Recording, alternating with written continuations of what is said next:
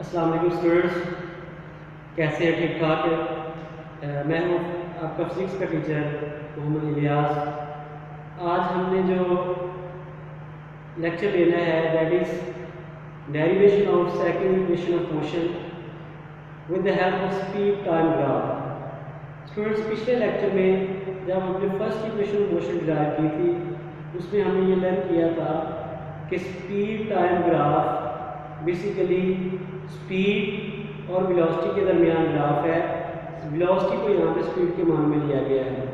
तो आइए मेरे साथ देखते हैं कि सेकंड इक्वेशन ऑफ मोशन को हम किस तरह से ड्राइव कर सकते हैं। लेट्स सी, सबसे पहले देखें कि आपका जो लेक्चर है that is for the class 9th subject physics. Equations of motion में स्टूडेंट्स हम तीन इक्वेशंस ऑफ मोशन की बात करते हैं। पहली इक्वेशन हम प्रीवियस लेक्चर में ड्राइव कर चुके हैं and today we have to see that s is equal to v i t plus half a t square. इस इक्वेशन को हमने ड्राइव करना है। तो स्टूडेंट्स, सबसे पहले स्पीड टाइम ग्राफ क्या है? ये वाई एक्सिस है, ये एक्स एक्सिस है। एक्स एक्सिस पे हम टाइम को लेते हैं और वाई एक्सिस पे हम वेलोसिटी को लेते हैं या स्पीड को, जो कि डिपेंडेंट वेरिएबल है। ये लाइन जो है ये स्लोप कहलाती है और ये एक्सीलरेशन को रिप्रेजेंट करती है।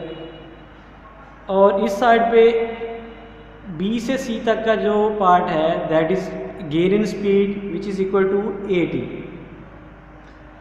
स्टूडेंट्स, इस इक्वेशन को ड्राइव करने से पहले इस ग्राफ को थोड़ा सा समझ लें कि हमारे पास ओ ए सी डी ये एक रेक्टेंगल बनती है, ए बी सी ये एक ट्राइंगल बनती है।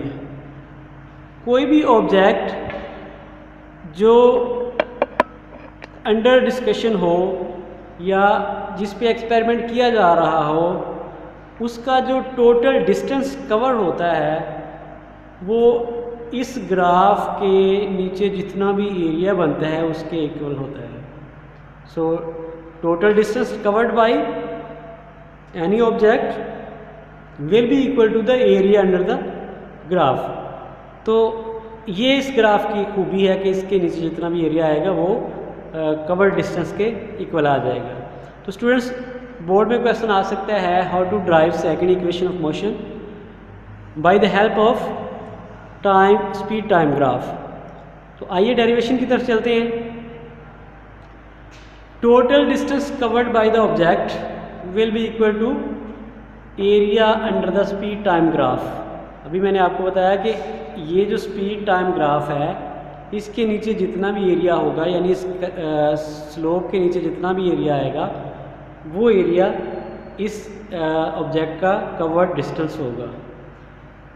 स्टूडेंट, यहाँ पे देखें कि यहाँ पे ट्राइंगल है, यहाँ पे रेक्टेंगल है। तो अगर हम इनको 1 बाय 1 एरिया इनका फाइंड कर लें और वो हम वैल्यूज़ में पुट करें तो हमारे लिए आसान होगा। Total distance S will be equal to area of rectangle which is again o a c d, ये एक रेक्टेंगल है, plus area of the triangle a b c. Triangle कौन सी है? ए बी सी, ये ट्राइंगल है। इट मीन इसका और इसका दोनों का एरिया अगर मैं एडअप कर दें तो ये आपके टोटल डिस्टेंस के इक्वल आएगा। सो एरिया ऑफ ट्राइंगल हम पहले फाइंड करते हैं जो कि ओ ए मल्टीप्लाई ओ डी है। मैथमेटिकली किसी रेक्टेंगल का एरिया फाइंड करना हो तो वो एक साइड मल्टीप्लाइड बाय दूसरी साइड। एक साइड क्या है? दैट इज़ ओ ए और दूसरी साइड कौन सी है? O D. इन दोनों को मल्टीप्लाई कर दे तो हमारे पास एरिया ऑफ रेक्टेंगल आ जाता है। ओ डी जो है ये टी के इक्वल है जो कि हमने यहाँ पे पुट कर दिया, और ओ ए जो है वो वी आई के इक्वल है जो कि हमने यहाँ पे पुट कर दिया। दोनों को मल्टीप्लाई कर दें तो area of rectangle will be equal to v i multiply by t. अब हम इस ट्राइंगल का एरिया फाइंड करते हैं। ट्राइंगल का एरिया होता है हाफ मल्टीप्लाइड बाई बेस, जो कि इसके इक्वल है, यानी टी के इक्वल है, मल्टीप्लाइड बाई हाइट BC, जो कि AD के इक्वल है। लिहाजा half t multiply by AT, तो ये आपके पास आ जाएगा half t multiply by AD is equal to 1/2 AD square.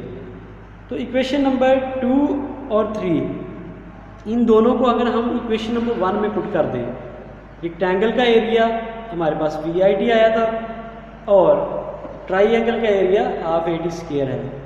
दोनों को जब आपने ऐड किया तो ये हमारे पास रिक्वायर्ड रिजल्ट था, जो कि हमने फाइंड आउट करना था in the form of second equation of motion.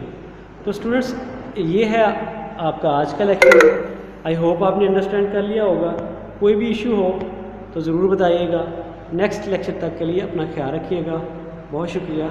अल्लाह हाफिज़।